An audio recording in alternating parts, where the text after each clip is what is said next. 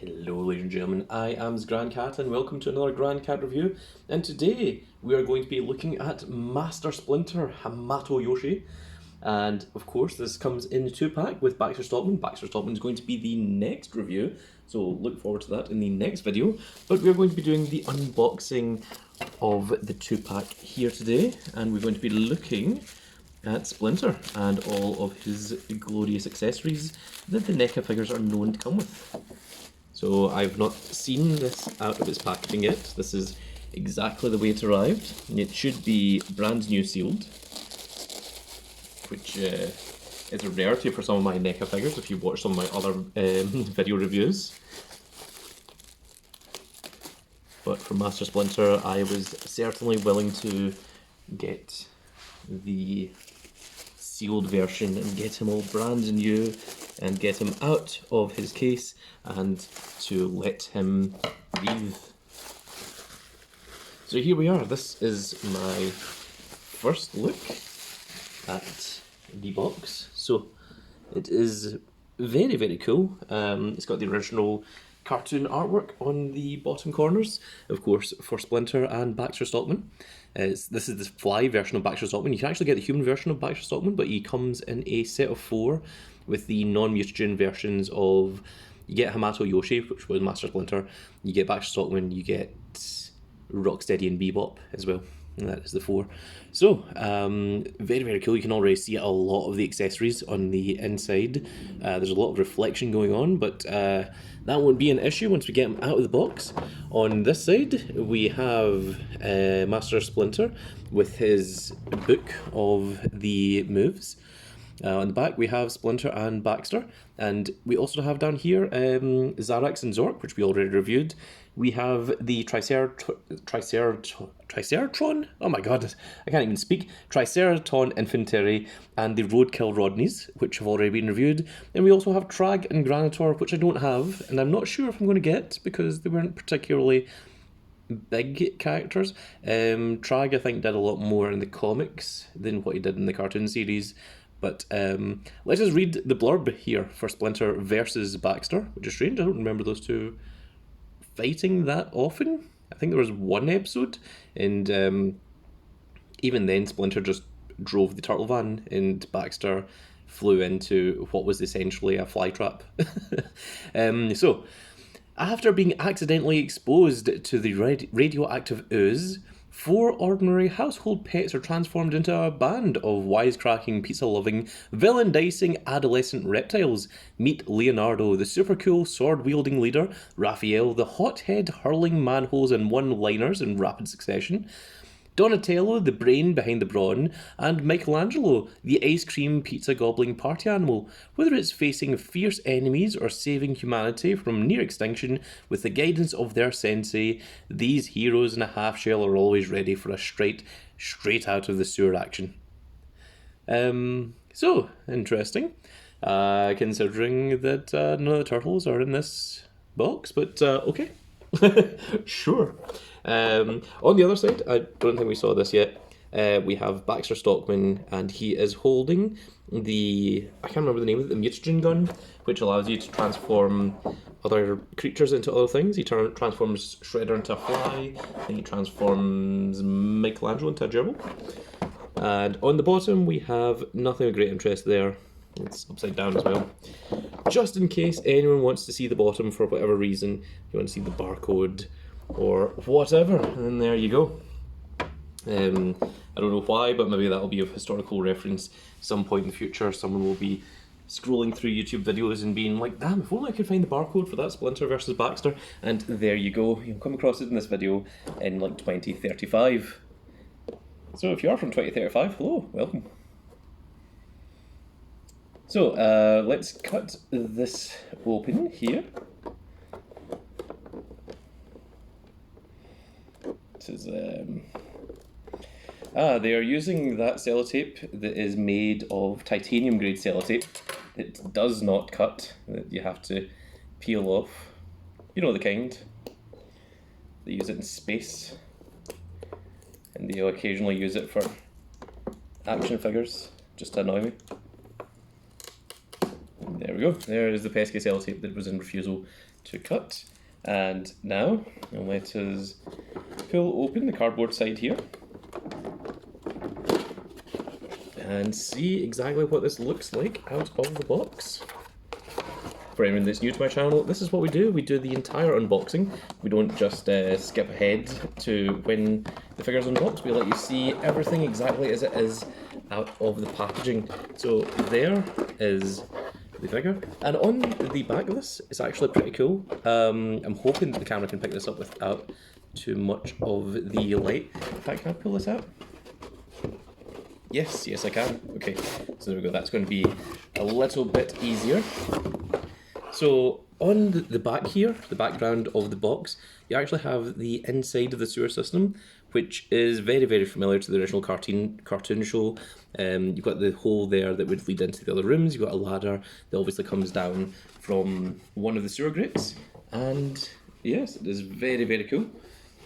So that is lovely to see that. The inside of the regular box. Outside of that is just plain cardboard, but that is a very, very cool insert. It's a very cool backdrop that you could use for some of your other displays, or if you even want to display these figures, like so. But this is one of the boxes that I'm probably going to keep, so I'm keeping that all nice and safe and secure, exactly as it is. So now, let's get into the figures. So we're not going to go over the Baxter parts of this. We're only going to be looking at Splinter and seeing what things he has. So, first of all, I can see that there's this huge mat in the background, which once again is sealed by sellotape. And here we go. I think these mats are called tatami mats. Saw quite a lot of them over in Japan. But there we are. It's exactly just a mat, exactly as you'd think it is. Comes in a sealed little plastic container. I'm probably not going to use it, so I'm not going to take it out of the plastic container, but you can see exactly what it looks like. It feels like it's got a kind of foam texture to it, rather than, you know, being paper or such. It's definitely not the kind of thing that you want to fold, because this is the kind of thing that if you fold it, it would certainly crease. So I'm going to keep it nice and flat. I'm not even sure if I'm going to display it anywhere or use it with anything, because my display doesn't really have a floor surface. I use a kind of stair shelves kind of situation. I might show at some point on camera, but today is not that day. So that is our first of our accessories, is the mat. The thing is, on the box it doesn't tell you anything about what the accessories are, or what ones do come, so you just have to know from looking at them, which is, it's just Neca's way of, I suppose, testing the fan base's knowledge. So, let's look at these accessories on the side here first, which may very well be sealed in here. I think they are. Yes, they are. Okay, we're going to have to use the scissors quite a lot for this one, because there's these little plastic bits. Let me show you. They are there and there.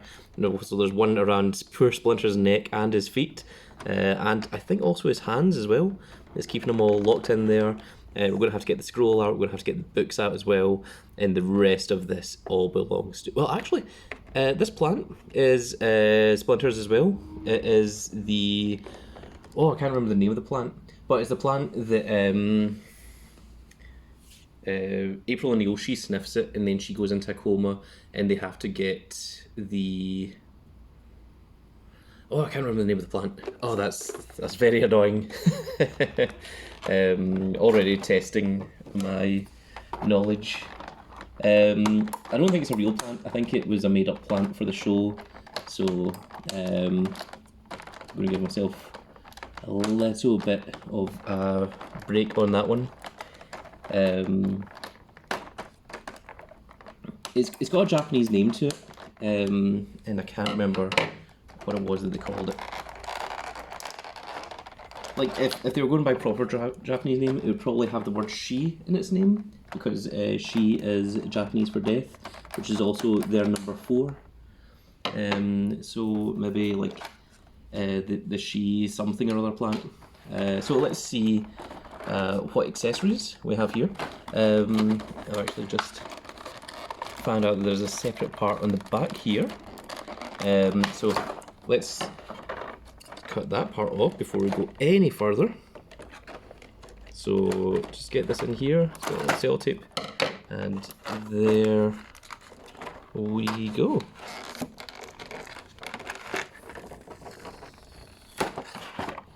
So this is interesting. It has little things here, and there's a little hole there. It's got another one over here, and nothing is actually in them. This part here is for the feet for Splinter. This part here is for the back of the computer. So I don't know what this part here is meant to be, if anything. But there you've got all the alternate hands for Splinter and Baxter. So we'll be looking at that in just a moment. But first, let us look at some of the accessories. So first of all, we've got this medallion. It is a yin yang medal. I don't recognise this. I don't know from what part this is from. My knowledge of the later episodes of Turtles is a lot weaker than the earlier episodes, so if someone in the comments below can tell me what this is and at what episode and what it's for, please do, because I am not sure. We of course have Splinter's cane, which he is well known for. I believe Splinter has got a quote that anything in the hands of a master is a dangerous weapon, and I think my memory might be making this up, but I think there's a part where the turtles are going over their own weapons, and you know, like Raphael's got his size, and Donatello with his bow staff, the nunchucks with Michelangelo, and the swords with Leonardo, and Splinter just disarms them all with a cane, and he says, like, in the hands of a master, or the hands of a true master, anything's a deadly weapon. But I can't exactly remember what that was from, but that is just his generic cane. It's a very well detailed cane, actually. It's got a lot of artwork in there. You can see a lot of the shadowing, a lot of the good colours. It's got all the black parts are very black, which is very, very good. This is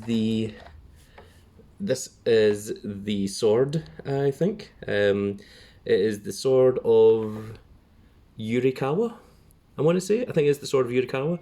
In the remake, in the 2003 series, was it 2003 or 2002? Shredder had the sword of Tengu, which was the kind of sister sword to this one, I believe.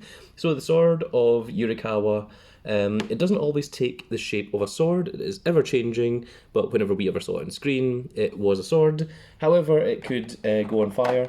But Splinter did wield it, but when Splinter did wield it, he was dressed as a ninja at the time. The traditional ninja, you know, with the black get-up and things. Is that the right way? Maybe it goes the other direction? Or maybe it doesn't matter. But it's very cool that it has that effect for the sword to go on fire. You can see here that it's completely translucent. It looks really cool, actually. It feels like it kind of clips in at the bottom there. You can kind of see that. But it doesn't clip all the way down. I don't really want to force it. I think if you put it upside down, it would probably fall off. Oh no, it doesn't. Wow, so it actually keeps like that, so long as you've got it a little bit clipped in. It's got the lovely handguard here that does have actual holes through it. The sword is nothing much to really talk about here. And the handle is very, very low. I suppose the thing to talk about the sword is that it does have these very prolific black lines that really kind of emphasise the fact that it is a sword. So that's very cool to see. It does feel quite fragile, so I would be careful if you are doing anything with this. This feels like the kind of thing that if this fell off of a shelf, the weight of the fire part would just break this sword, and then you just have a broken sword, because this is very, very light. It doesn't feel very solid at all. It doesn't also, doesn't feel like the kind of thing that would bend. It feels like the thing that would just kind of snap immediately. What else do we have here? We have a little rat. Was this supposed to be Splinter? Right. So in the original comics, Hamato Yoshi actually trained a rat, and the rat is what became Splinter. But in the cartoon, they had Hamato Yoshi and Splinter being the same character. So is this also, does the way that his hands are, does this fit in his hands? It looks like it kind of does, yeah. In fact, actually, it looks like it kind of fits in his mouth as well, because see just the way that the mouth is? So if someone knows about this, please do let me know, because I am curious. But that looks like that fits exactly. Like, I don't know, it just fell out just as the camera is about to focus in on it there. But the hands are gripped in such a way, and the teeth like perfectly hold that little bit just in there. So it makes me think that these are supposed to go together. But I don't know enough about it. But I don't know if that rat is supposed to be the rat that becomes Splinter, or if that's just supposed to be a rat that was hanging around Hamato Yoshi when he turned into Splinter in the cartoon. Because in the original cartoon, Splinter is Hamato Yoshi. Whereas in the original series, Hamato Yoshi gets killed by Roko Saki, who's the one that later becomes Splinter. Now, Splinter has a gun over here, and I can't think of a single point where Splinter ever uses a gun. What this gun reminds me of is from the original series, because it looks like a laser gun. It reminds me of Shredder has a gun that's similar to this, that he... I can't remember his name. Is it Scraw or something like that? But Rocksteady and Bebop have another companion, and he gets transformed into a bat. And Splinter uses this. He shoots the bat with it, and he turns back into a human. And he says this is the only thing that can turn Splinter back into a human, into Hamato Yoshi. And but the problem is, if he uses the gun on the turtles, then they'll turn just into regular turtles. And at the end of the episode, Shredder's pointing the gun at the turtles, and Splinter uses his cane to destroy the gun in Shredder's hand, so that the gun can never be used again. And the turtles say, "But that was your last chance of becoming human," and that kind of thing. So I think that's what this gun is. And someone in the comments below can correct me if that's wrong, but I think that's what this gun is. But of course, it was never something that was used by Splinter himself. We're going to continue looking at the accessories before we look at Splinter himself. So we need to get into these little parts here, which is going to be a bit of an issue. I think the best way to get rid of these parts is actually using nail clippers rather than using scissors, because it's just easier to get into those little small parts up here that really don't want to come, and getting scissors in there is just a little bit awkward. But we'll try it. I think we've got one half of it. There we go. Flew off there. So our first book, take that to the side. So this first book, it is permanently open. It doesn't open or close. But you can see it is an art book, and on the inside it has Leonardo, Michelangelo, Raphael and Donatello. Interestingly enough, Leonardo, Michelangelo and Raphael all lived around the same time, but Donatello was centuries before all of them.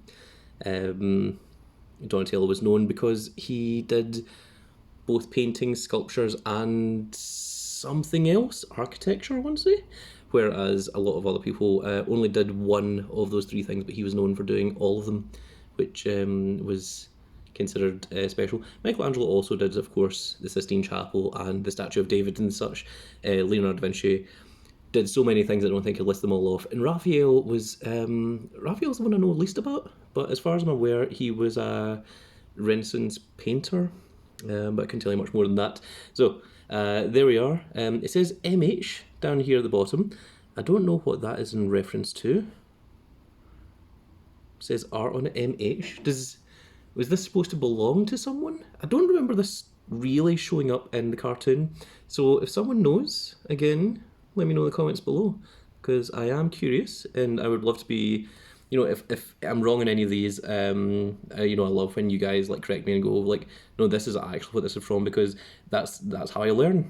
That's how you learn. You learn by asking questions. So it's actually a really detailed book.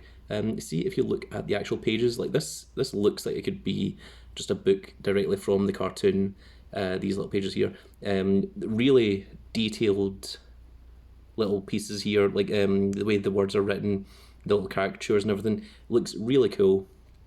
And this part here, like the way that this is drawn makes me think that this is something that could have been in the show somewhere, and I'm not exactly sure where that would have been. So let's move on to the next one. So this book looks like it's permanently closed. It doesn't open. So this is, strangely enough, this is basically Splinter's martial arts book, which is sort of what he used to teach the turtles. I mean, he didn't use it to teach turtles. I mean, he was already a master of martial arts, of ninjutsu at least, from the Foot Clan. But this actually came into the Last Ronin, which, spoilers, the Last Ronin is Michelangelo, and all the other turtles had been killed, and Michelangelo was following the pages of this martial arts instruction book that Splinter had left, and it has a little message on the back page. So I won't go into too much spoilers. You find out that Michelangelo's Last Ronin in the first chapter, but it's a really, really good series of comics that's certainly worth checking out. It's one of the best Turtles things that came out in a good little while. So I think that's what this book is meant to be, because it looks exactly like it. And the thing is, Splinter does have a whole bunch of books in the sewer in his little room, I suppose. But I think that's what this is supposed to be. The fact that it comes and it's sealed makes me think that this is supposed to be the martial arts book. I can't think of anything else that could be. The next one is quite hilarious. This one I did know about in advance, so I'm going to show you, because this was in a discussion somewhere else. I find out about this.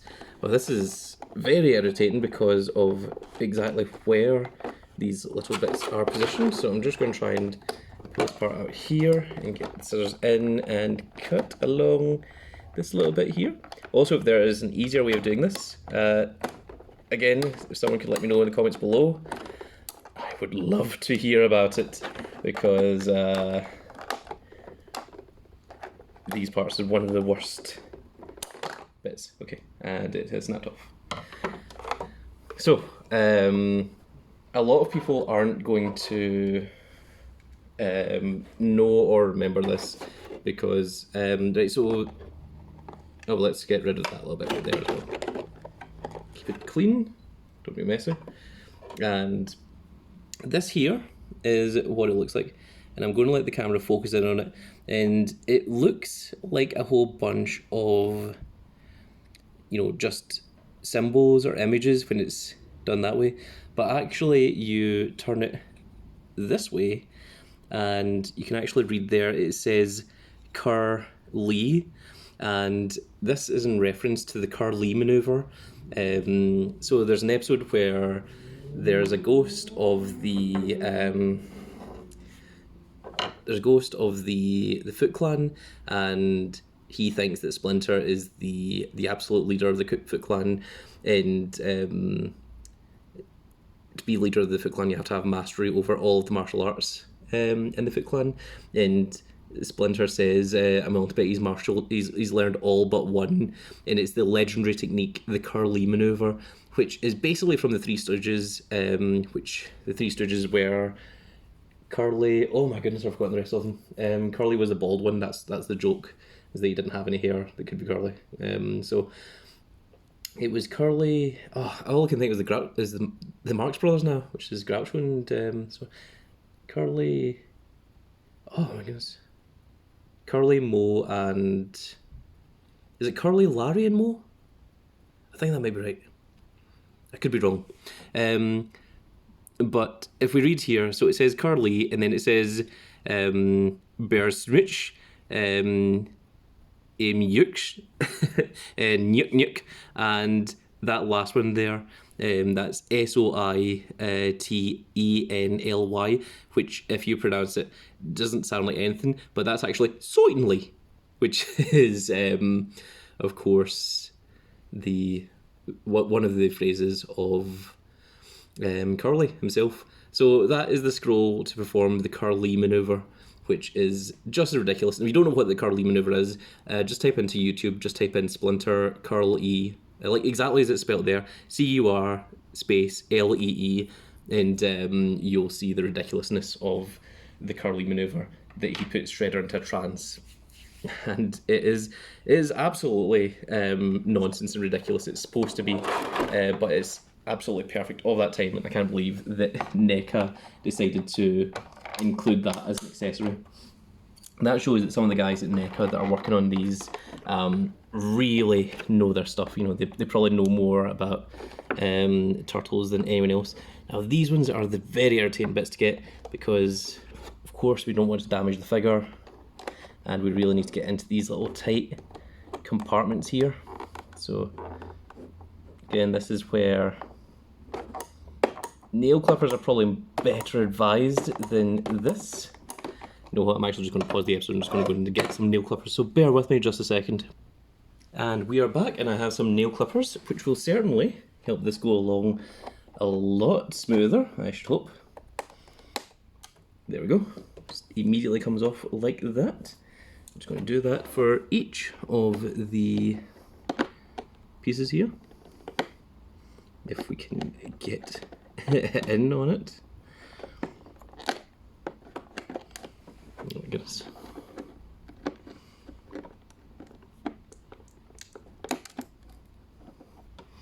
Also, this might be easier to do at home. The way that I've got the camera set up here, I have to lean right over the table to get over to this part here and actually cut these little bits open. But there we go. Nail clipper, infinitely easier than scissors. So work smarter, not harder. And there we are. We have Splinter. So he doesn't stand because of the tail. We don't need the silicone gel. So let's put this over there for the next video, and let's take a look at the Master Splinter himself. So first of all, his tail is right down here, so I'm hoping that this is posable. Yeah, it looks, I can see here it's got little holes at the side there, so I think that this maybe has some kind of metal going through it. It just kind of keeps that in place. He of course has the soft goods robe, so I'm going to try and keep that on him and hope that that doesn't come off. The mouth opens, but it takes a little bit of strength to do. Focus, there we go. But it looks really good. This is, I think, the best looking Splinter that we've had in terms of the cartoon version. Like, I can't think of a singular figure of Splinter that looks any better than this. So it looks like we've got two head movements here. We've got a joint here at the top of the neck and a joint here at the bottom of the neck.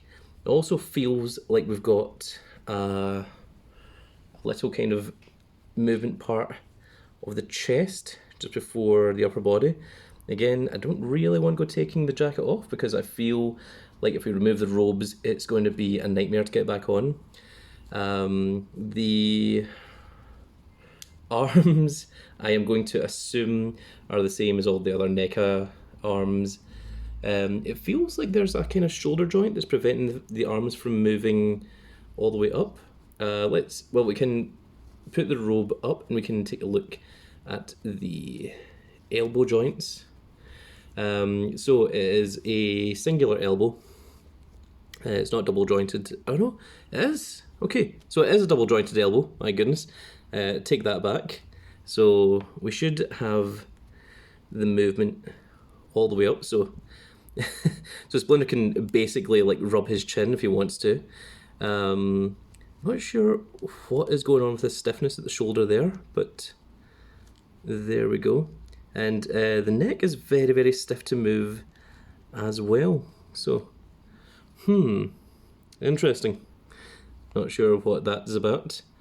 But the hand is on, it's not a ball joint, but it's one of these little wrist joints that you can see there that move back and forth and rotates. So of course the hands, we do have alternate hands as well. So that is swappable out. And the other arm is going to be exactly the same, as you can see, although it's just hidden by the robes. Let's look at, oh well, actually we can open it up and take a look. So there is the legs. So he's got this kind of larger lower body part. The knee looks to be a double knee joint. It's not a double knee joint as such, because I think this is supposed to be an ankle joint. It's just the positioning of the ankle is strange. So there we can get, if we get our hands in, you can see the knee joint here. Although it's quite stiff, but again, stiff is fine. Stiff means that it will stay in that position. We do have an ankle joint here as well. So maybe this is supposed to be like a second knee point. I'm trying to move just this part here, but it's very a little bit in refusal. Let's try the other leg, see if that's any better for us. Aha, there we go. So it is like a double knee joint, there you go. So that is the rotation that you can get on the knee. Although I think for the majority of the time, a lot of people would have a Splinter just in a kind of standing stance.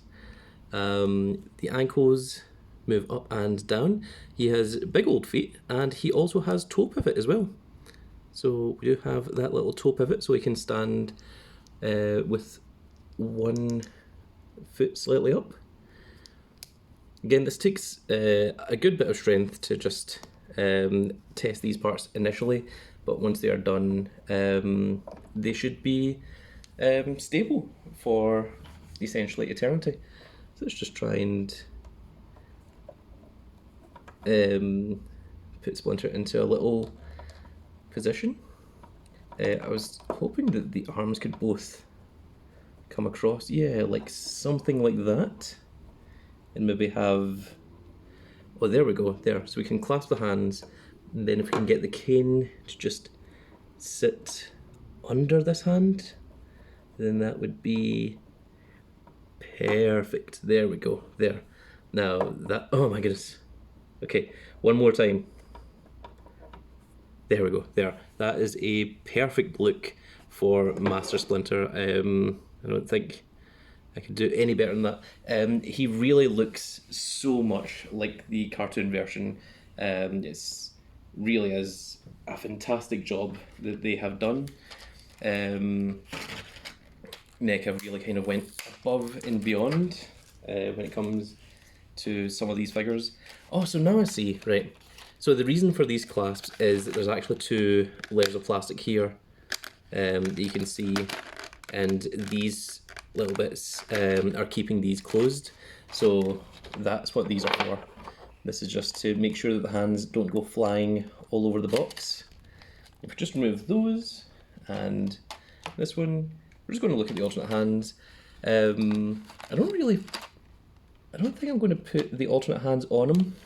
I'm just going to show you what the alternate hands are, because the current way that I've got Splinter looking is exactly how I would like to display Splinter on my little case.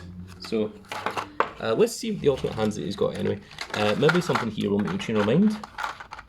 So the first hand we have is, okay, so it's like kind of like martial arts kind of pose, where he's got like one finger, one pinky down, and the other two, of course, he only has 3 fingers per hand, but one is down and the other 2 main ones are up. Of course, he's got the thumb as well. We have an open gripped hand, which that might be good for the cane actually, but it would need to be lower down. No, maybe I'll keep the hands the way they are at the moment. We have the open grip hand for the other hand, of course, and we have a pointing finger. Makes me reminiscent of the NES game where Splinter's like, "Go, my children," you know. And lastly, this is another kind of martial arts kind of a pose where it's like one finger up and one thumb across like this. I don't know what that's maybe supposed to be in reference to.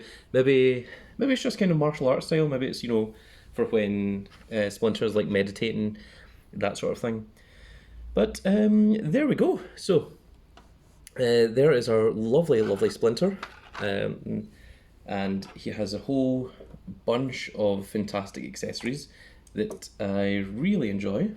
So there we are. I'll just show off all the accessories around good old Master Splinter. And in the next video, of course, we're going to be reviewing Baxter Stockman. So let's just scroll that down a bit so that you can actually see Splinter with all of his goodies. Really, really cool figure. Really, really like this. Splinter is one of my favourite characters. He probably is the favourite character. It's between Splinter and Shredder, really. So I'm really, really glad that they did such a superb job. I don't really like the cloth goods. I prefer to just have the figure just in full plastic. But they've done a really good job with this. Better than a lot of the cloth goods that I've seen in some figures. So really, really appreciate how they've came about this. So there's a few things that I'm still looking for information on. Is this the mutagen gun? That's something that you can let me know in the comments. Where is this medallion from? Who is the little rat? Is the rat supposed to be Splinter, or is that supposed to be just one of the rats that was his friend? I'm fairly sure this is the sword of Yurikawa. This is definitely the Curly Maneuver scroll. I think this is the martial arts book. And of course, we have the art book that Splinter named the turtles after. So, and of course comes with the cane, and the cane is of course iconic to Splinter. So that is going to be it for this video, folks. I really hope that you all enjoyed, and if you did enjoy it, please give us a like, share and subscribe, and if you are subscribed, make sure you click that notification icon so you can see when more of these videos go up. And if you watched all the way to the end of this 38 minutes long video, really congratulations, and thank you very much for sticking with me throughout this entire little review. I hope you enjoyed it, and if you did, check out the Turtles unboxing videos playlist that is on the Grand Cat channel. You can find it down below, and, well, by clicking the Grand Cat name. And with that said, folks, that's going to be the end of this video. I really hope that you all enjoyed, and we will see you all in the next video. Goodbye, everybody.